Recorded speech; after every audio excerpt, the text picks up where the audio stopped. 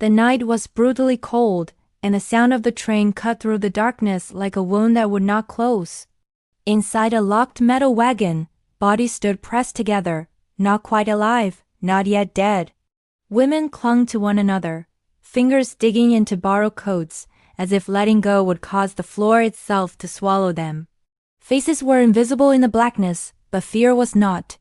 Fear had a smell fear breathed with them. Someone whispered that this wagon did not feel like it was heading to a camp. No one answered. Silence was confirmation enough. There were no numbers called, no lists shouted, no barking orders. Only one thing had been said before the doors were sealed shut. This wagon was different. And during the war, different usually meant there would be no return. When the train finally stopped, the door flew open with a violent crash. Light burned their eyes. Outside stood an officer. He was not shouting. He was not angry. He was calm. Too calm. His uniform was clean, his gloves spotless, his eyes empty. He did not touch a single woman. He only looked. Slowly, carefully, like someone inspecting property. With a small movement of his hand, he pointed. The ones who shook the most, who couldn't hold their gaze steady, were separated.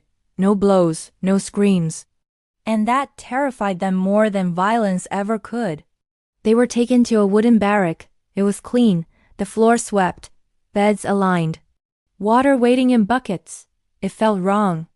Camps were never like this. This place had been prepared. On the wall was a schedule days, times, names. Each name paired with an hour, like lives assigned to a clock. One woman saw her name written at the very top, tomorrow. First, that night no one slept. Every creak of wood sounded like approaching footsteps. Every breath felt too loud. They understood then that the officer did not need chains. He used waiting instead, anticipation, the slow erosion of the mind. He believed fear could do what ropes could not. He believed they would break themselves for him. He always came alone, always confident. Because in his world, broken people did not require guards. But what he failed to understand was that fear does more than destroy. Fear sharpens. And when a person has lost everything, obedience is no longer guaranteed.